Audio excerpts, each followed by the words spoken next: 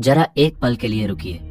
अभी जो आप देख रहे हैं, जो जिंदगी आप जी रहे हैं, रिश्ते, लड़ाइयाँ, झूठ, थकान, क्या आपने कभी सोचा है कि यह सब किसी एक बड़ी कहानी का हिस्सा है? हजारों साल पहले ऋषियों ने एक ऐसी बात लिख दी थी जो आज सच होती दिख रही है। कल की पुराण और गरुड़ पुराण, दो ऐसे ग्रंथ जिनमें वो सब लिखा है जो होने वाला है। और जब आप इसे सुनेंगे एक एक बात, तो आपका दिल कांप उठेगा, क्योंकि ये कोई डरावनी कहानी नहीं है, ये हकीकत है। आज की इस यात्रा में हम उस सच्चाई को खोलेंगे जो हमारे पुराणों में बंद है। हम जानेंगे कलयुग क्या है। इस यात्रा में हम उस सच्चाई को खोलेंगे जो हमारे पुराणों में बंद है। हम जानेंगे कलयुग क्या है, इसका अंत कैसे होगा, कौन कौन से संकेत दिखाई देंगे, और सबसे जरूरी, इस सब में हम कहाँ खड़े हैं। तो अंत तक बने रहिए, क्योंकि जो आप जानने वाले हैं वह आपकी सोच बदल देगा। पहले एक बात समझ लेते हैं। हिंदू दर्शन में समय को एक सीधी लकीर नहीं माना गया, बल्कि एक चक्र के रूप में देखा गया है। जैसे रात के बाद दिन और दिन के बाद रात, वैसे ही युगों का क्रम चलता रहता है। सतयुग, जब धर्म अपने पूरे 4 चरणों पर टिका था, सत्य, करुणा, तपस्या, दान, सब कुछ पूर्ण था। मनुष्य की उम्र लाखों वर्ष थी, न कोई छल था, न कोई भय। त्रेता युग धर्म का एक चरण घट गया। भगवान राम का युग, बुराई ने सिर उठाया, लेकिन सत्य की जीत हुई। द्वापर युग, धर्म आधा रह गया। भगवान कृष्ण का युग, महाभारत हुआ। रिश्तों में दरारें पड़ी, सत्य और असत्य की लड़ाई चरम पर पहुंची। और फिर आया कलयुग। भागवत पुराण, विष्णु पुराण, लिंग पुराण, सभी में एक स्वर में कहा गया है, कलयुग की कुल आयु 4,32,000 वर्ष है। महाभारत के युद्ध के ठीक बाद जब द्वापर युग की सांसें टूट रही थी, तब कलयुग ने पृथ्वी पर कदम रखा। आज तक लगभग 5,000 वर्ष बीत चुके हैं और अभी भी 4,27,000 वर्ष बाकी है। लेकिन रुकिए, इसका यह मतलब नहीं कि हम सुरक्षित हैं, क्योंकि जो संकेत पुराणों में लिखे हैं कलयुग के अंत के, वो संकेत अभी से दिखने लगे हैं। और यही सबसे डरावनी बात है। महाभारत का युद्ध खत्म हो चुका था।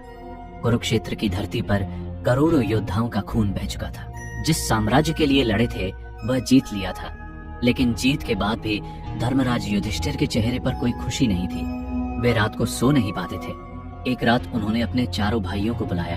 भीम, अर्जुन, नकुल, सहदेव, चारों आए। अर्जुन ने देखा कि बड़े भाई की आंखों में एक अजीब बेचैनी है। उन्होंने पूछा, भैया आप इतने व्याकुल क्यों हैं? क्या कोई शत्रु हस्तिनापुर पर चढ़ाई करने की सोच रहा है? बस आज्ञा दीजिए, मैं अभी जाकर उसे धूल चटा दूंगा। युधिष्ठिर ने एक लंबी सांस ली। अर्जुन, तुम्हारे बाण से डरने वाला इस पृथ्वी पर कोई नहीं बचा, लेकिन जो संकट मुझे सता रहा है उसे तुम्हारा धनुष नहीं रोक सकता। भीम आगे झुके। भैया खुलकर बताइए, हम सब आपके साथ हैं। युधिष्ठिर बोले, द्वापर युग जा रहा है, कलयुग आ रहा है, और मुझे डर है इस नए युग में धर्म का क्या होगा, सत्य कहाँ जाएगा, मनुष्य कैसे जिएगा। इसलिए मैंने निश्चय किया है, हमें श्री कृष्ण के पास जाना होगा।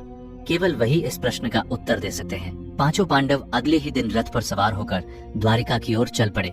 जब वे पहुंचे तो भगवान श्री कृष्ण ने उनका स्वागत किया, उसी मुस्कान के साथ जो हर संकट में शांत रहती है। युधिष्ठिर ने उनके चरण स्पर्श किए और सीधे पूछा, केशव, आप तो अंतर्यामी है, मुझे बताइए कलयुग में मनुष्य कैसा होगा, उसके कर्म कैसे होंगे, और उस युग में मोक्ष का मार्ग क्या होगा। श्री कृष्ण ने कहा, धर्मराज, आपका प्रश्न महत्वपूर्ण है, लेकिन इसका उत्तर शब्दों में नहीं दिया जा सकता, इसे तो अनुभव करना होगा। आप सभी भाई अलग अलग दिशाओं के घने वनों में जाइए, वहाँ कुछ अजीब दृश्य दिखेंगे, उन्हें गहराई से देखिए और मेरे पास लौट कर बताइए। 5 भाई अलग अलग दिशाओं में निकल पड़े। वन घना था, हवा में एक अजीब सन्नाटा था। युधिष्ठिर का अनुभव, युधिष्ठिर एक घने जंगल में पहुंचे। अचानक उन्होंने एक ऐसा दृश्य देखा जो उनकी आंखों पर विश्वास नहीं हो रहा था। एक विशाल हाथी, जिसकी 2 सूंडें थी, वह हाथी अपनी दोनों सूंडों से पेड़ों को उखाड़ रहा था। न कोई दिशा, न कोई उद्देश्य, बस उखाड़ता जा रहा था। युधिष्ठिर देखते रहे, मन में एक अजीब भय भर गया। अर्जुन का अनुभव, अर्जुन एक खूबसूरत वन में पहुंचे जहां पक्षियों की आवाजें गूंज रही थी। वहां उन्होंने एक विशाल पक्षी देखा। उसके पंखों पर वेदों की ऋचाएं लिखी थी, लेकिन वो पक्षी मरे हुए जानवरों का मांस खा रहा था। अर्जुन स्तब्ध रह गए। एक और वेदों का ज्ञान, दूसरी ओर ऐसा आचरण। भीम का अनुभव, भीम एक हरे भरे चरागाह में पहुंचे। गायों का झुंड था। तभी एक गाय ने बछड़े को जन्म दिया, और फिर कुछ ऐसा हुआ जो देखा नहीं जाता। वह गाय अपने बछड़े को इतने प्रेम से चाटने लगी, इतनी जोर से कि बछड़े की त्वचा छिल गई। वह ममता, वह प्यार घाव दे रहा था। भीम का दिल भारी हो गया। सहदेव का अनुभव। सहदेव एक जलाशय के पास पहुंचे। वहां 7 कुएं थे। 6 कुएं पानी से भरे हुए थे, लेकिन बीच वाला कुआं सबसे गहरा, सबसे बड़ा, वो पूरी तरह सूखा था। सहदेव ने उसे देखा और सोचते रहे, ऐसा क्यों? नकुल का अनुभव। नकुल एक पर्वतीय क्षेत्र में पहुंचे। ऊंचे ऊंचे पहाड़, घने वृक्ष, और तभी एक विशाल शिला पहाड़ की चोटी से लुढ़कने लगी। वह शिला बड़े बड़े पेड़ों को तोड़ती, उखाड़ती आगे बढ़ती रही, लेकिन नीचे एक छोटा सा पौधा था, कोमल नाजुक। शिला उसके पास पहुंची और रुक गई। नकुल की सांसें अटक गईं। शाम को 5 भाई लौटे और श्री कृष्ण के सामने बैठे। और तब हुआ वह क्षण जब भगवान ने एक एक दृश्य का अर्थ खोला। 2 सूंडों वाला हाथी, कलयुग में शासक, दोनों तरफ से लूटेंगे। बाहर से धर्मी, अंदर से स्वार्थी, प्रजा से सेवा मांगेंगे और उनका दोहन करेंगे। वेदों वाला पक्षी, कलयुग में जो सबसे ज्यादा ज्ञान की बात करेंगे वही सबसे भ्रष्ट होंगे। पंडित और विद्वान धर्म को धमधा बना लेंगे। गाय का अत्यधिक प्रेम, कलयुग में माता पिता का प्यार इतना अंधा हो जाएगा कि वे बच्चों को खुद पर निर्भर बना देंगे। उनकी ममता उन्हें आत्मनिर्भर नहीं बनने देगी। सूखा कुआं, कलयुग में लोग दिखावे में अमीर होंगे, लेकिन पड़ोसी को भूखा देखकर भी मुंह फेर लेंगे। जो सबसे गहरे होंगे वही सबसे खाली।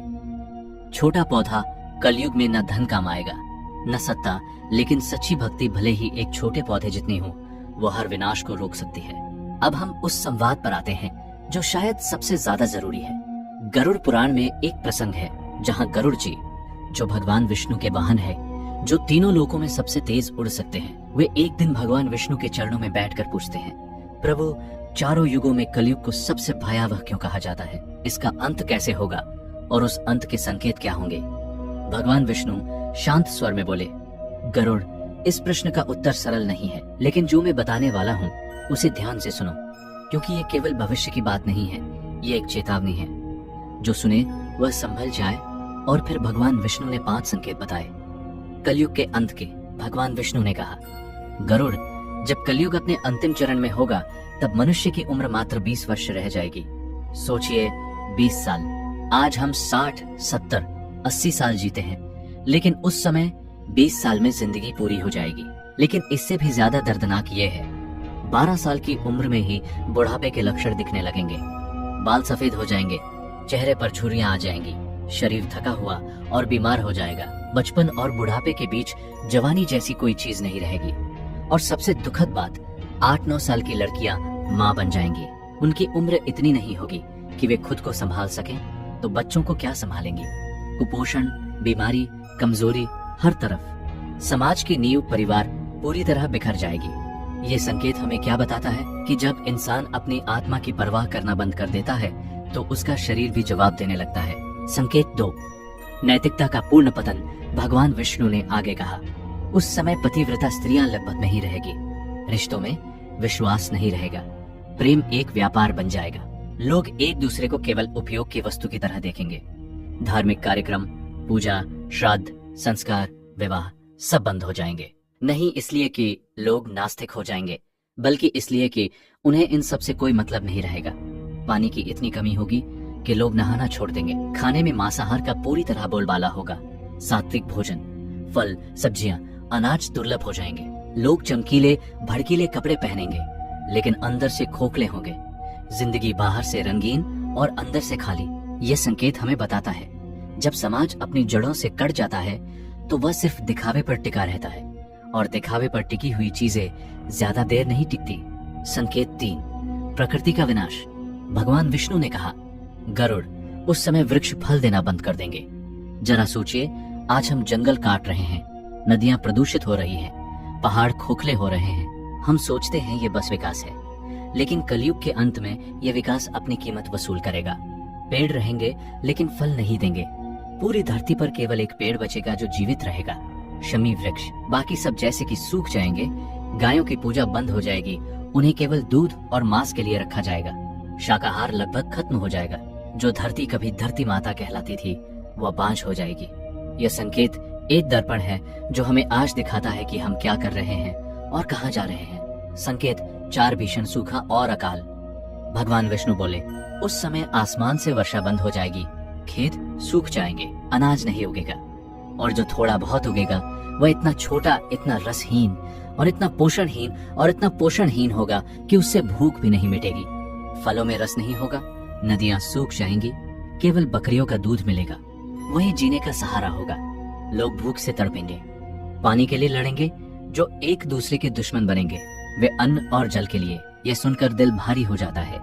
लेकिन यह भी सोचिए, आज दुनिया के कितने हिस्सों में यह हो रहा है। अफ्रीका में बच्चे पानी के लिए मील चलते हैं, भारत में किसान कर्ज में डूबकर जान दे रहे हैं, ग्लेशियर पिघल रहे हैं, नदियां सिकुड़ रही हैं। यह संकेत दूर का नहीं लगता है ना? संकेत 5-7 सूर्यों का उदय और महाप्रलय। और अब सबसे अंतिम और सबसे भयावह संकेत। भगवान विष्णु ने गरुड़ जी से कहा, गरुड़, जब पाप और अधर्म अपनी चरम सीमा पर पहुंच जाएंगे, तब मैं स्वयं 7 सूर्यों के रूप में प्रकट होऊंगा। एक नहीं, 7 सूर्य। 7 सूर्य एक साथ प्रकाशित होंगे। उनकी तीव्र गर्मी से पृथ्वी का सारा जल, समुद्र, नदियां, झीलें, कुएं, सबका सब भाप बन जाएगा और फिर संपूर्ण सृष्टि जलकर राख हो जाएगी।